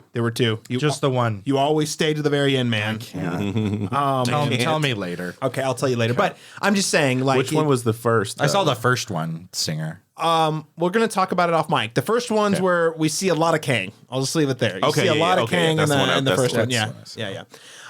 So anyway, I'm just saying I'm in it. I'm glad he's here. I think he delivers. It is just unfortunate that like this movie really just feels like a vehicle for Kang. It is not really that great of an Ant-Man movie. I like the family aspects, but like I don't feel like the family actually progresses much by the end, differently than they were from the beginning. Yeah. It really is like all about the lore. And here's the last thing I'll say. And I think I'm going to pivot. This is going to tie really well. And I want to ask you guys about the state of the MCU. So overall, I like this movie. I went in with very low expectations, knowing exactly what this is, and it delivered on what I thought it was going to be. I don't think what it is really that. It's not really doing the characters other than Kang very much, service, but it is what it is. And I thought it delivered a good version of that. And I had fun. So it's solid. Not the best, not the worst, just okay. I miss the humor. That said, though, Daniel, you've already alluded to this. I do not think you can watch this movie without having seen Loki season 1. Yeah. And I will tell you, I haven't either. So it's I mean, it'll be less confusing. And I will also say after watching this, I went back and watched the scenes that he appears in, which are actually, by the way, spoiler, it's only the last episode. It's like the very last half of the last episode. But without being too specific, he basically explains, here's Kang, here's the premise for the character of Kang. Here's what we do. Here's why it's happening. And and that's pretty intriguing. And it definitely makes the build up in this movie make a little more sense, because you're like, oh, okay, this is the guy they were talking about in that show, and we understand why he's a big deal already because they've laid that out. But if you didn't see that, it just feels like they're yanking you around, like, oh, this guy's gonna be a big deal. Mm-hmm. So, yeah. With that said, though, that's a whole TV show. Sure. On top of 2 other Ant-Man movies, on top of 4 other Avengers movies. Like, I just... Who has the time? I haven't been able to keep up with all the MCU shows, and there's just, it's not because they're not good. Some of them are not good, but I haven't finished Ms. Marvel, which I've heard is very good. And I didn't finish, it was the Hawkeye show, which I also heard was very good. The thing is, it's like, you know what else is good? Succession, House of the Dragon, Last of Us, not MCU stuff. Yeah. It just seems like they're asking for so much of our time. Yeah. And they're not delivering, returns, and they're not delivering when we come, like, we're showing up for these movies. Like, we're showing up for Ant-Man, we're showing up for, Wakanda, we're showing up for all these different, you know what I mean? Like, we're this new phase, and it's like, but it's really not servicing, you know what I mean? Like, it's the enthusiasm that is really dwindling over time, and I don't feel like they've figured out yet what, to incorporate that same urgency that I think we felt with the earlier iterations of these movies. I just think that this phase, I don't see the, you know what I mean? Like, I don't have this compelling, like, oh, it's all building to something great. I just feel like I just spent 2.5 hours watching something that was just kind of mid. So, and that's kind of being with each one, even though I've liked some of, like, I liked Wakanda Forever, the new one, more than some people, but even still, I'm still getting this, like, it's missing a very crucial ingredient that was in the other films. And I think like the urgency. It's the urgency. It just, I don't feel like the like every time I see a trailer, I'm like, oh, I got to see what happened next because of the last movie. I'm just like, this is a slow buildup, guys. Like, where are we going? And it almost feels like they don't know, so. I mean, we are getting a 2-part Avengers movie, part 1 being the Kang Dynasty in 2025, and part 2 is Secret Wars in 2026. Guys, I'm just going to put it out there. Yeah, just you wait, Laron. Firstly, we got you. As a person who loves superheroes and growing up with superheroes, Secret Wars is a super fun comic. Is the story of Secret Wars good? No, it's not. It's notoriously bad. So that's a very bizarre choice, but you'll get to see superheroes fight, variations of superheroes fight each other. So yay. I just have one question. How many Kang pop figurines do you think we're going to get? Oh, so many. Like, there's already got to be at least 5. Oh, so I can't. Well, I guess my point is I have a hard time. I can feel the fatigue. I mean, Laron, you and I and Daniel, yeah, we've all, I feel like we've been pretty vocal about our fatigue for a while. Yeah. Especially in the last phase post Infinity War. But like, I'm hearing people who are generally really into this stuff, like more than me, are like starting to be like, I mean, I went and saw it. It was all right. Sure. I don't know where it's going. I think that's the other thing is with that first, especially phase 1, and by extension, that whole first saga, it starts with the Infinity Stones. You get the Avengers, you build up to the Avengers, the first 5 movies. And once you get to the Avengers, it's like, oh, Thanos is at the end of the road. So that inevitably you're building up to some sort of confrontation, and then you kind of pick up that it's the Infinity Gems that kind of tie the thread together, right? Here it feels like all of these stories feel like they're going in just wildly different directions. Do you guys remember the Eternals? There was a giant creature that started to grow out of the planet Earth that is just frozen, and no one has acknowledged it in any of the other movies or TV shows. Yeah, they do feel very divorced from each other. Yeah. All these movies. Yeah. So, I mean, sorry, Daniel. This whole phase is out of control. I just want to take it, like, how long do you think they can keep this up? I mean, when each film stops making double the money it took to make, they might start to course correct in a meaningful way. But until then, probably not. I think realistically, though, and we've had this conversation across multiple runs, and I feel like I would say within the next decade. I feel like post what we know, which is another 2-part Avengers. I don't think there's any way that I don't think they can if they make. I'm assuming they're going to make it to Secret Wars, but I don't even know where you go after you do that storyline anyway. I don't know either. I know they have not named like. Because then it's like, well, who's the big threat? Because they're not going to invent one. It's got to be something that exists previously. But even then, how are you going to make that relevant and palpable? And the one I think of is like Galactus seems to be the thing that isn't mentioned, even though we've seen him in some capacity in like I think Fantastic Four 2, which we won't. I guess it's technically MCU now, but not actually. Yeah, MCU. and like but like that. Look, you can only have so many biggest and best moments. And I suspect that maybe between Infinity and War and Endgame, that was it. And I think everything we see now is just, I mentioned how even this film feels imitative in not a good way. And so in homage, when you mentioned the cantina thing, I'm like, oh, that's actually like a pleasant homage. And I'm here for it. But then when it's like, you know, just redundancy in the same sequences, the same, you know, the same 3-act scene. structure. Yeah. Exactly. And then down to like how the fighting is choreographed even is just like reiterative. And it's like, I don't, and it can be okay to certain extents. You got to have your hallmarks. You got to have your things that you're known for. But like, it just feels like it's chasing a dragon that never truly existed or has already died. Well, I'm just thinking, you know, the escalation to your point can't continue forever, and I think we're past the tipping point of Infinity War and Endgame. So it's like what they've been leaning on in the last phase is magic tricks. Like, oh, we got Sam Raimi to come in, which is awesome, but the movie was still. The Sam Raimi parts were great, but the rest of the movie was just, it's okay. But the parts he had to work against, you're like, it's the same shit. Same shit, yeah. Yeah. I mean, we got Professor X in a cameo from X-Men. That was a pretty amazing moment, but it's like, okay, well, you don't make movies. You get to, well, they don't make movies, but also, like, you only get those magic tricks one time. Yes. You know, we're going to get a Hugh Jackman in a Deadpool movie. See, every time I'm like, I think I'm tired, but then they're like, but we've got Blade with Mahershala Ali. I'm like, well, okay, fine. We got Hugh Jackman coming out of retirement with Deadpool. It'll be our first rated R movie. I'm like, okay, I'm still here. But also, you like at a certain point, you run out of those like things. But you're excited. Suddenly, your excitement is like reluctance too, right? It's like bookended.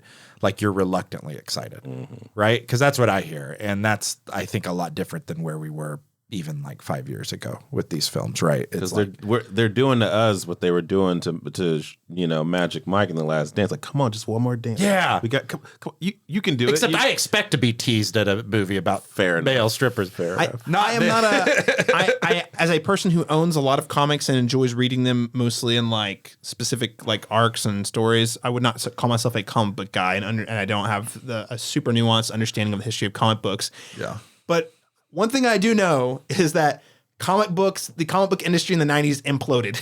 Yeah. Largely, and they became over-reliant on events. And it feels like the movies are on that same track. It's like the freshness is gone. We've run out of ideas. We've pulled all these all these rabbits out of our hats, and now we're just getting desperate with these big crossovers that, you know, and again, comics did rebound and survive. So I'm not saying it can't happen. I'm just saying it feels like we're slowly moving towards the future of comic book movies is also the same thing that happened to comic books in the industry, which has almost died many times. It's time to put it. Maybe it's time to, but they won't. But maybe it's just time to put it to rest. Like we've exhausted this thing to the point of like we want it to still have a semblance of good things. Like, and if we keep going, and let's just say it stays at this level, this is the level of Marvel movies we're going to get moving forward for the next foreseeable future for every other phase.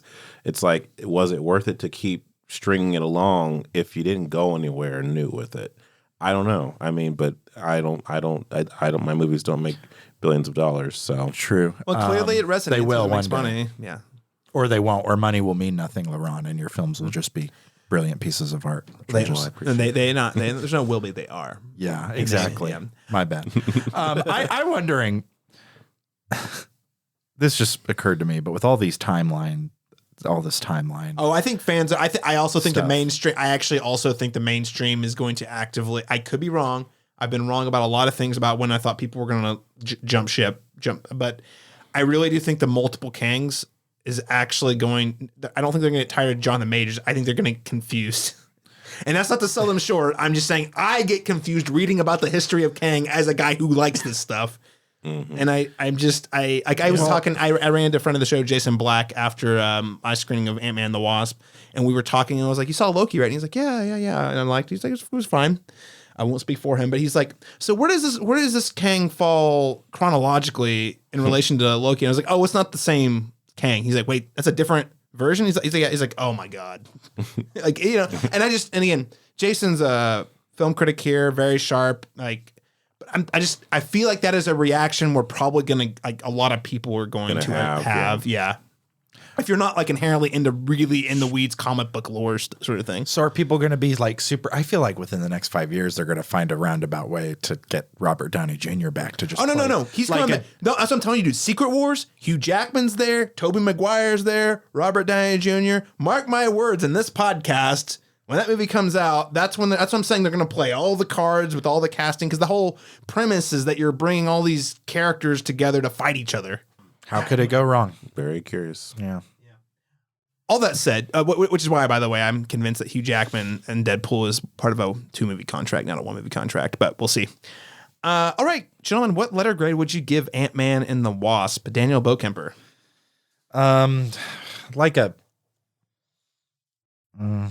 I want to change my grade a little bit on the spot, but no, I'll stick with it. I think it's a C for just checking the boxes.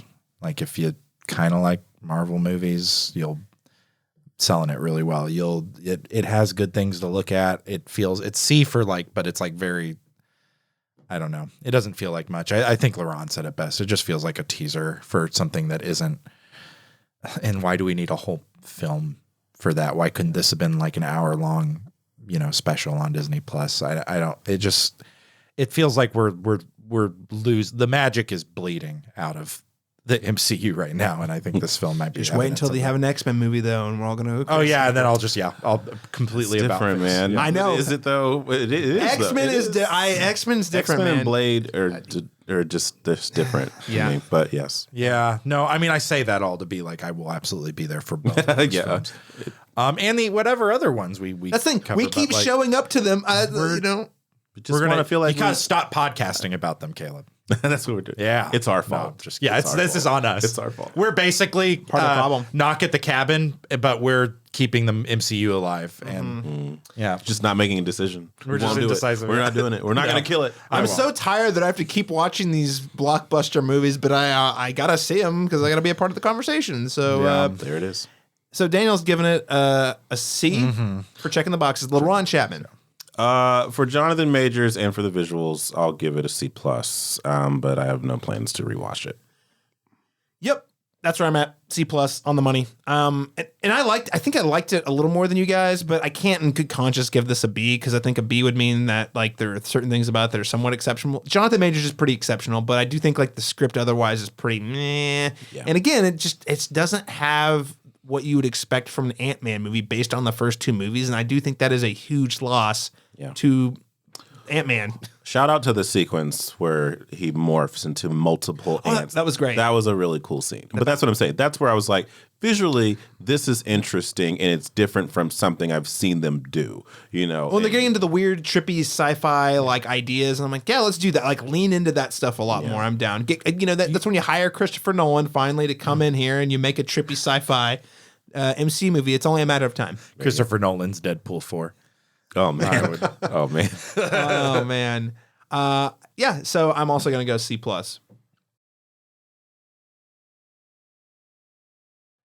All right, gentlemen. Well, thank you so much for joining us to talk about the winter of 2023. It's been a pleasure. So again, listeners, you have our thoughts on Knock at the Cabin, Magic Mike's Last Dance, and Ant-Man Quantumania, a threesome of movies that I was initially like, this might be a pretty good winter. And I walked away saying it was a pretty okay winter. Yeah. Mm-hmm. Winter came. Winter did come. Ned Stark was right. Yeah, he was. It was there. It is what it is. Gentlemen, where can listeners keep up with you and your work online if they want to hear more of your thoughts on the movies? Daniel Bokemper. Yeah, well, first of all, on this very podcast, but also the cinematropolis.com, we have a written portion of the website as well. While you're going through your 2023 film journey, I happened to write a primer for films in 2023. I didn't have everything, but we hit a lot. Especially the blockbusters. You also wrote that before Sundance happened. I did. I know. It's tough though. It's tough though because you want to rewrite it. Well, when it comes to like the non-studio movies, it is really hard to know what's going to be a big hit in like the fall, for example. Yeah, but the big blockbusters that people will be talking about, some of the other ones that may be sleeper hits, you'll find on there. Also, I mentioned you can find me on Flick Attack. A little bit shorter form reviews, but you'll see me. Of course, you can catch my review of Infinity Pool on flickattack.com. But also, my Knock at the Cabin review is up there as well. So if you want more of my thoughts on that, finally, I would push people more beyond these places. Starting to use Letterboxd a little bit more. I feel like a little Letterboxd toddler, not knowing how everything works and writing what I need to and wanting my life changer, Daniel. It is. It truly is, and I'm seeing that now. But I will say, Daniel Bokemper, Letterboxd, just spell it out and you'll find me. I'd be happy to engage in some conversations with any listener who'd like to. I need to go check out your profile this year, top 4. There's not much. I don't even know how to do that. Oh my gosh. We're going to have a talk. I know. We need to. Laron Chapman, where can people keep up with you online? You can follow me on Facebook under my name, Laron Chapman, or you can follow my Letterboxd film reviews on black_Cinna_man. And I think pretty soon you'll start seeing these reviews on the Cinematropolis. So stay tuned, listeners. Got some cool stuff coming this year. You can also find all the things we do here at the Cinematic Schematic at thecinematropolis.com. You can find me tweeting about things, actually tweeting quite a bit less these days. I'm turning it down. Apps deleted again, limiting that screen time. But when I am tweeting, I'm tweeting about usually films, television, and video games. You can find that at C Masters Talk. That is letter C Masters Talk. Coincidentally, you can find me at the same handle on Instagram and most importantly, Letterboxd. I don't know if you know this, listeners. Letterboxd is the place to be if you love movies. Check it out. Thanks so much for joining us, everyone. Daniel, Laron, thank you for taking time out of your recording us on a Sunday evening, your Sunday evening to talk movies. Cutting into Last of Us. Shh. All right, listeners, join us again in our next episode when we'll be doing our Oscar 2023 predictions.